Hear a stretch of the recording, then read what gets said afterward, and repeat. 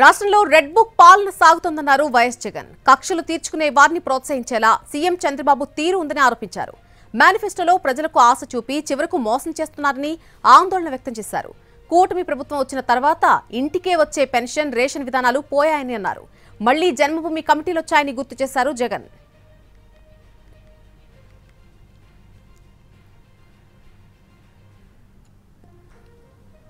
ఎందుకనంటే చంద్రబాబు నాయుడు గారి క్యాంపెయిన్ కూడా మనం చూసాం. జగన్ ఏమో పలావ్ ఇచ్చాడు, బాగానే చూసుకున్నాడు. కానీ చంద్రబాబు నాయుడు బిర్యానీ పెడతానన్నాడు.